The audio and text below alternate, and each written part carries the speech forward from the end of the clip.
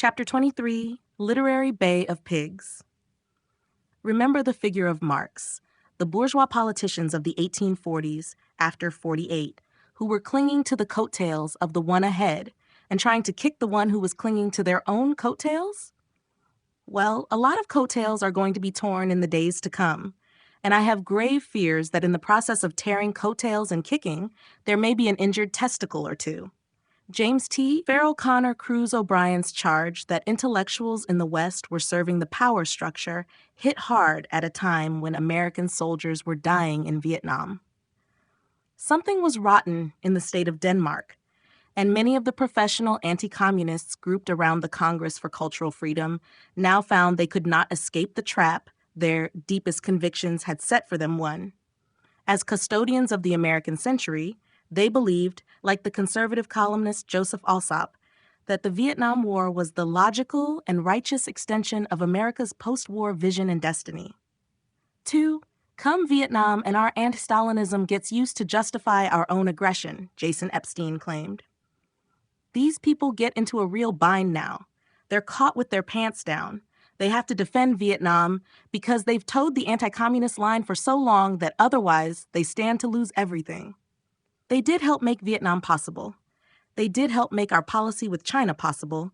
They did help make possible the brutal anti-Stalinism embodied in people like McCarthy. They did contribute to the stagnation of intellectual culture in this country. 3. Arriving at the same conclusion, Robert Merry, biographer of the Alsop brothers, has written, "Years later, it would become fashionable to view the war as a policy aberration, a national tragedy that could have been avoided if America's leaders had simply seen clearly enough to avoid the commitment entirely.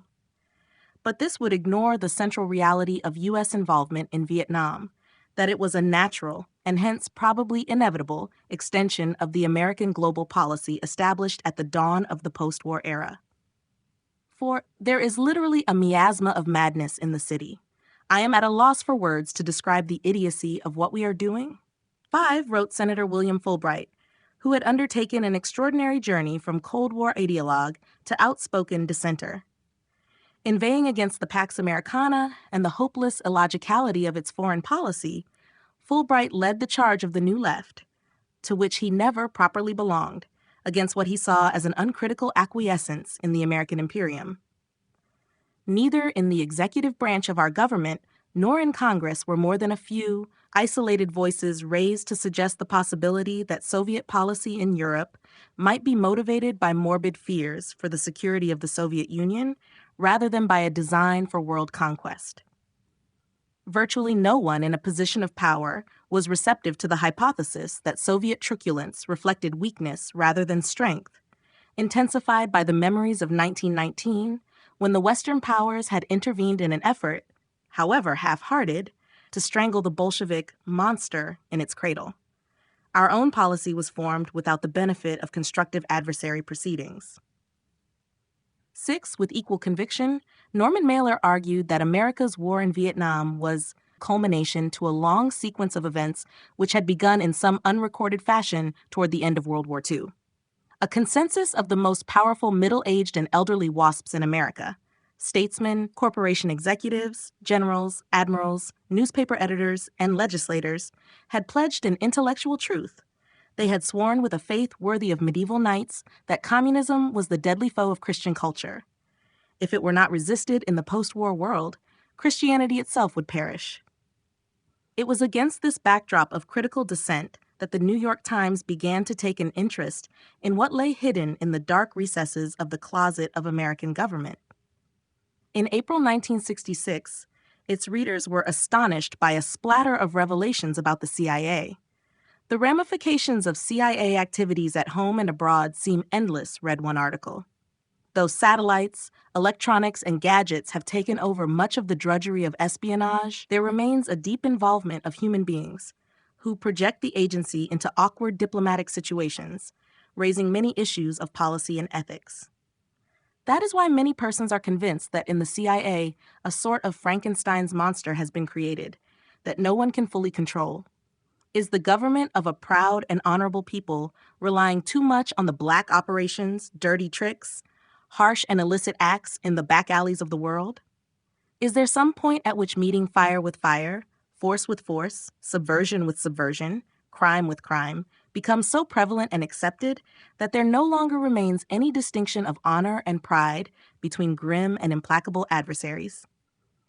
These questions are a proper and necessary concern for the people of the U.S.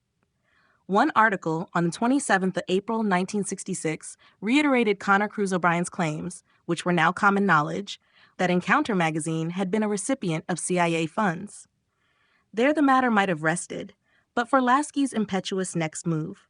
He ran an article by Goronwy Rees, a man later described as a ridiculous and subsequently discredited fisher in Cold War waters, 9, which, rather than simply rebutting O'Brien's charges against Encounter, libeled him by questioning his conduct when he was a UN representative in the Congo a few years previously. O'Brien immediately issued a libel suit against Encounter.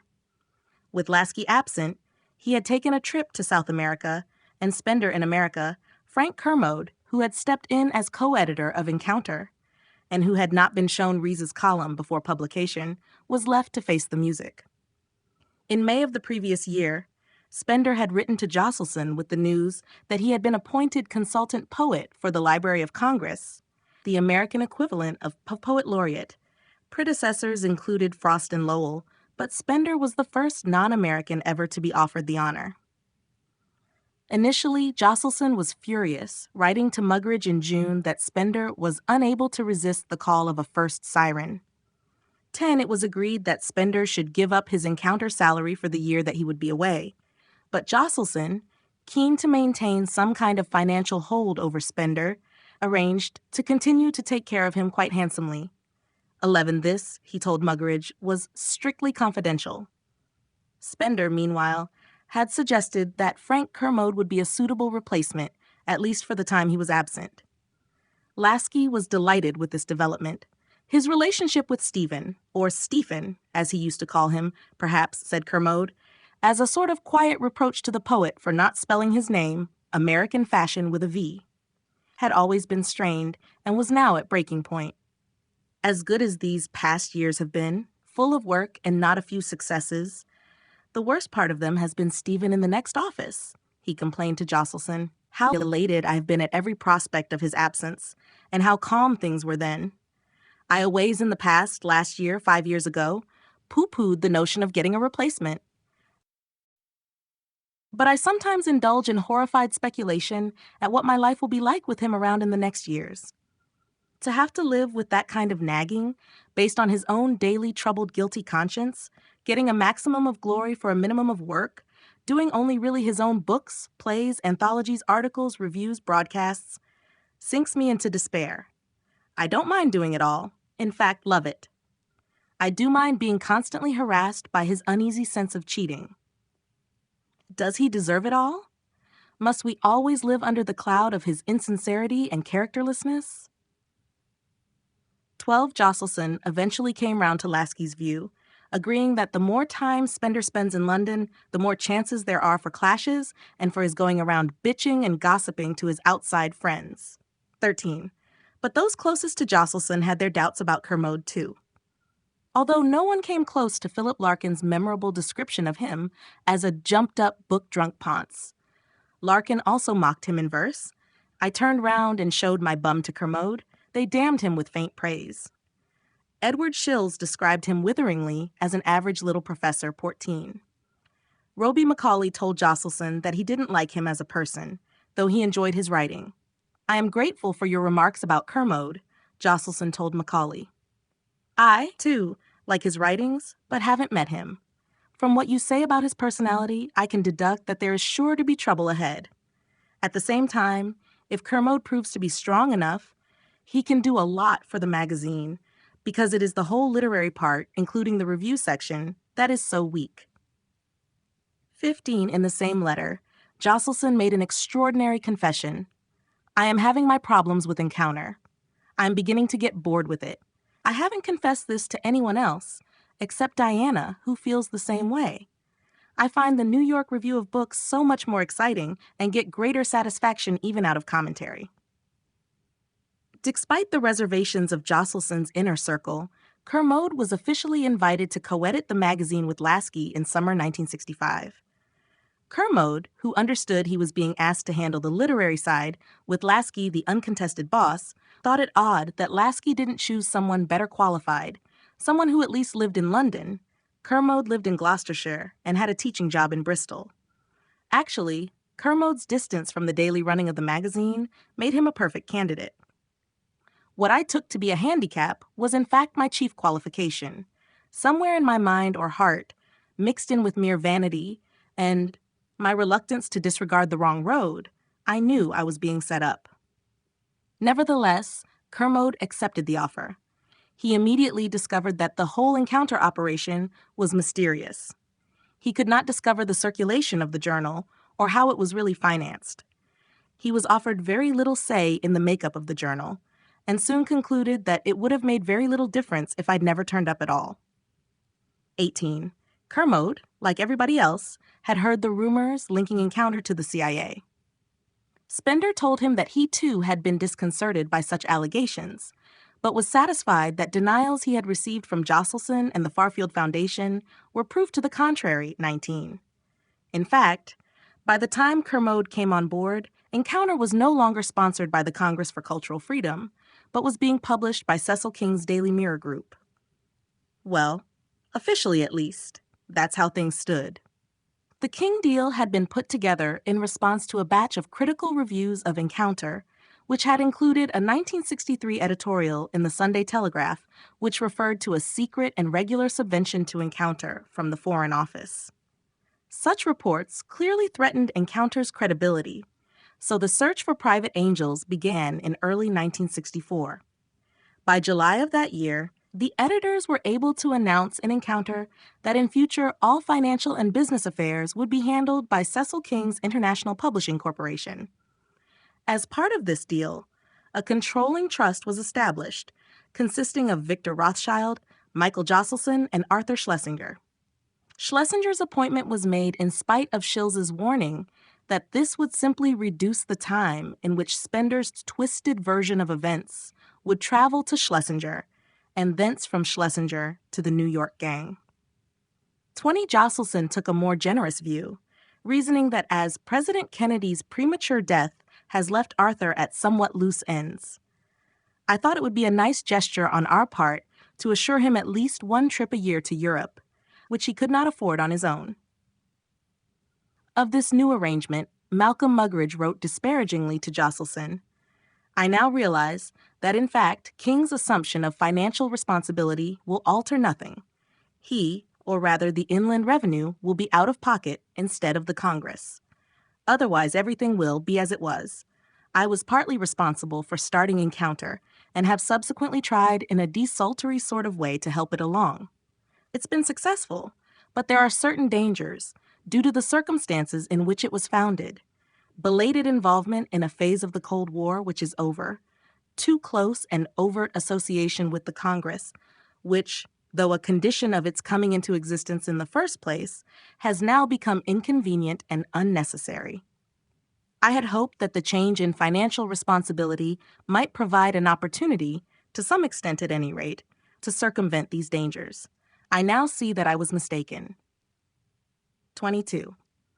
As Muggeridge well knew, the King deal kept Encounter very much in the intelligence fold. For a start, the Congress for Cultural Freedom did not, contrary to public claims, fully relinquish editorial or even financial control of the magazine, as Josselson later made clear in a letter. One aspect of the problem involved in making arrangements with publishers for some of our journals, viz., that we must find publishers who can be relied upon not to tamper with the contents or with the general line of the journals, or not to replace the editors of our choice. We were fortunate in this respect to find a Cecil King in England and a Fischer Verlag in Germany, which took over Der Monat, but such people or publishers are rare. 20. In fact, the deal with King specifically stated that the editorial salaries of the two senior co-editors and a partial remuneration for an assistant editor would remain the responsibility of the Congress. These have in the past not been directly a part of Encounter's expenses, and they will continue to be a separate expense, 24 Josselson stated. The rest of Encounter's regular subvention from the Congress, £15,000 annually, would, said Josselson, be redirected in the form of an outright grant to Encounter Books Limited. The deal with Fisher Verlag assumed the same characteristics. Ostensibly, the international publications company took over the publishing of Der Monat. In reality, the Congress was still the owner of the journal after it purchased 65% of the shares in this company, with a special grant of $10,000. These shares were held in trust by an intermediary for the Congress. 25. In both cases, the Congress for Cultural Freedom remained the editorial arbitrator, whilst concealing its influence and financial commitment. Furthermore, with Victor Rothschild, Sir William Hayter, and, by 1966, Andrew Schonfield on the Board of Trustees, a grisly trio, according to Muggeridge, Encounter found itself just as closely tied to British intelligence as it had always been. Before becoming warden of New College, Hayter had been ambassador to Moscow and then deputy undersecretary of state at the Foreign Office. Prior to this, he had been head of the Services Liaison Department and chairman of the UK Joint Intelligence Committee. As such, he sat in with the joint planners under the Chiefs of Staff, dealing with all intelligence questions and visiting various British intelligence posts overseas. Significantly, it was Hayter's draft proposal of December 1948, calling for a psychological warfare outfit to wage the Cold War, which helped persuade Attlee's cabinet to set up the Information Research Department, with which Hayter was subsequently closely involved. At Winchester, he had been a contemporary of Richard Crossman, and at New College of Hugh Gaitskell. Like them, he was a social democrat, and broadly in sympathy with the labor wing that Encounter under Lasky had cultivated so assiduously. Andrew Schonfield, director of the Royal Institute of International Affairs, was also well known to the intelligence community. Victor Rothschild, of course, was there in his capacity as a front for the Foreign Office. The members of this network all felt at home with Cecil King, who, according to Peter Wright's Spycatcher, was himself a long-term contact of MI5, an association which would have disposed him to be sympathetic to the covert cultural operations of the CIA. But Josselson's efforts to remove the Congress's assets from damaging allegations were doomed to fail. There were now more holes than boat. If rumors had circulated on the cocktail circuits of London, Paris, and New York for years, now they were beginning to harden into fact. Mary McCarthy later told her biographer, Carol Brightman, that Josselson intercepted a letter she had drafted to the New York Times around 1964 asserting the independence of the Congress's magazines, because he knew it wouldn't be true.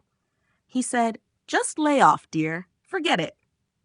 Why didn't the agency fold its tent and leave the Congress, which was fully able to look after itself, to its own devices? What kind of hubris or vanity was it that inspired the ill-fated decision to cling to the Congress when Josselson himself was pleading for independence? They held on, I suppose, because it was one of their few successes. But they should have let go if they really cared about the integrity of the Congress, said Diana Josselson. But covert action has a bureaucratic momentum which is hard to break. For 2 decades, CIA officers had been conditioned by a project-based system which encouraged growth rather than leanness. By attaching undue significance to the elephantine size of its worldwide clandestine infrastructure, the agency failed to note that the risk of exposure was exponentially increased.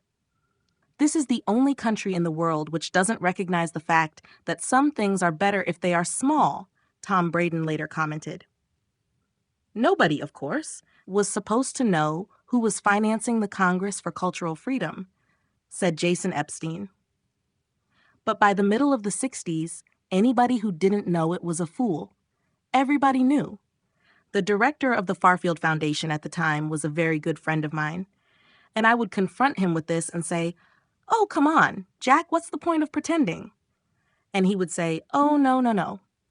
That's not true. That's not true at all. We're an independent outfit. Nothing to do with the CIA."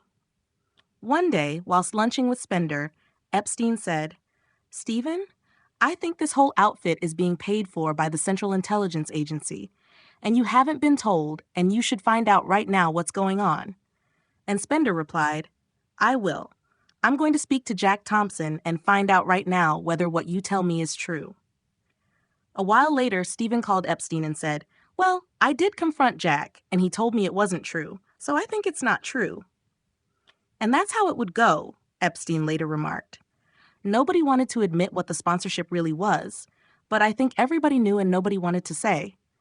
Spender had been investigating the rumor since 1964, at least. A letter from John Thompson to Spender, dated 25th of May 1964, 3 months before the Patman revelations, in which Thompson dismissed as ridiculous the claim that the Farfield Foundation was a front for the American government, is proof of this. 2 years later, Spender wrote to Junkie Fleischman, raising the same query about funding. CIA agent and Farfield director Frank Platt had sent Spender's letter on to Josselson with a cover note saying, "Sorry this letter to Junkie took so long a time getting over to you, but it has made the rounds."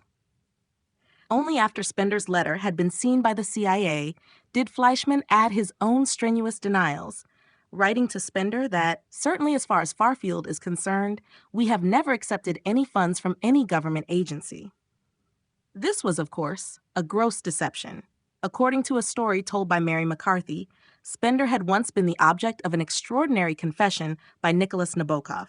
McCarthy claimed to have been told by Spender that on an occasion when he was riding in a taxi with Nabokov, suddenly Nabokov had turned to him and spilled the beans, then jumped out of the taxi just at that moment. This was a second-hand story passed on by Mary to me, conceded Carol Brightman, McCarthy's biographer. But you can imagine it happening. You can imagine that incidents like that happen dozens of times over and over again. And it must have been a sort of a joke. I think Nabokov diddled Stephen from the very beginning, Natasha Spender later said. Certainly, Spender had been aware of the rumors from 1964 and before, as Wollheim's account shows. Nonetheless, Spender had added his signature to that of Kristall and Lasky in a letter to the New York Times dated 10th of May 1966, which stated, "We know of no indirect benefactions. We are our own masters and part of nobody's propaganda," and defended the independent record of the Congress for Cultural Freedom in defending writers and artists in both East and West against misdemeanors of all governments, including that of the U.S. Unofficially, Spender was not at all sure that this was the whole truth. "I should be annoyed by all the echoes I hear from all sides of your conversations all around the world," Josselson was later obliged to write. The NY Times seems to be your favorite subject these days, and you seem to be bringing it up with everyone you talk to.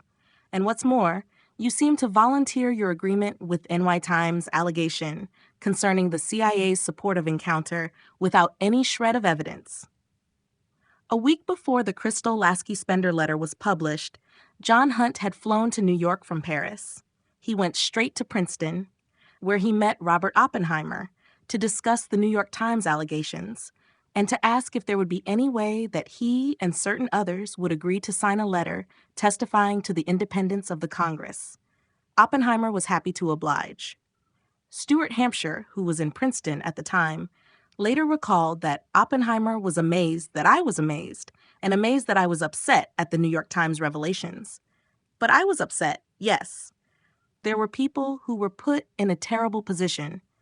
Oppenheimer wasn't amazed because he was half in it himself. He knew full well. He was part of the apparat. I don't think it bothered him morally. If you're imperially minded, which the Americans were at the time, you don't think much about whether it's wrong or not. It's like the imperial British in the 19th century. You just do it. The letter went off to the New York Times on 4th of May and was published on the 9th of May, just a day before the Spender-Lasky-Kristall letter. Signed by Kenneth Galbraith, George Kennan, Robert Oppenheimer, and Arthur Schlesinger, it stated that the Congress has been an entirely free body, responsive only to the wishes of its members and collaborators and the decisions of its executive committee. But it didn't explicitly deny the CIA link, leading Dwight MacDonald to comment that it was an evasion, not a lie, but not meeting the issue either. Schlesinger later claimed that the letter was his idea, and that he had contacted Oppenheimer and the others to ask for their cooperation. However, given the timescale, the text of the letter must have been agreed with Hunt before he left Oppenheimer. A few people saw through the stratagem. Angus Cameron, Howard Fast's editor at Little Brown, who had resigned in protest when the firm rejected Spartacus in 1949, commented, "I think of liberals, generally speaking, as people who support the establishment by being niggling little side critics, who can always be depended on to support the establishment when the chips are down. Arthur Schlesinger, Jr. is the classic example of that." Papers in Schlesinger's own archives testify to this. He was a source, a consultant, if not a paid one, a friend, a trusted colleague to Frank Wisner, Allen Dulles, and Cord Meyer. He corresponded with all of them over more than 2 decades on subjects ranging from the American Committee for Cultural Freedom, Encounter, and the reception of Pasternak's Dr. Zhivago. He was even helping the CIA get coverage for themes it wanted aired, agreeing on one occasion to Cord Meyer's suggestion that he, Schlesinger, suggest to the editor of an Italian journal that he run a series of articles on the problem of civil liberties inside the Soviet system as companion pieces to the articles on the status of civil liberties inside the U.S. And who was to doubt the probity of Schlesinger, a member of Kennedy's kitchen cabinet? In the midst of all these maneuvers, Frank Kermode had been to see a top London silk to take advice on O'Brien's libel action against Encounter. The solicitor recommended defending the action on the basis of an arcane legal defense called qualified privilege. A friend of both Kermode and O'Brien urged Kermode not to defend the action. Kermode wavered. Then, invited to lunch at the Carrick with Josselson, he received solemn word that there was no truth whatsoever in O'Brien's allegations. "I am old enough to be your father," Josselson said, "and I would no more lie to you than I would to my own son." Josselson was, of course, lying. Michael was determined to protect the Congress from damaging revelations, and so was I, Diana Josselson later said. "I had no problem in lying about it. We sort of worked as a double act." Truth was reserved for the inside, Tom Braden later wrote. To the outsider, CIA men learned to lie consciously and deliberately without the slightest tinge of the guilt that most men feel when they tell a deliberate lie. Other than taking Kermode to lunch at the Carrick Club, what else did Michael Josselson do? A trial involving Encounter would result in exposure of evidence regarding its less than conventional funding and publishing arrangements, evidence which would have been especially embarrassing in the light of repeated official denials. And yet, curiously, Josselson failed to ensure that the whole thing was settled out of court and instead allowed Kermode to go ahead. O'Brien had even offered to drop the action if an apology was printed. It was certainly within Josselson's power to stop the whole thing, but he didn't. Connor Cruz O'Brien, meanwhile, had chosen to have the writ for libel served in a Dublin court. To Kermode's horror, he learned that the defense of qualified privilege was not recognized in Ireland.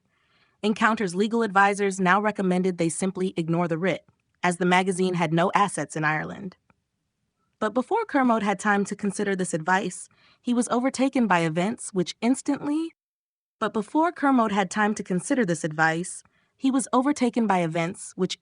made the Encounter defense redundant.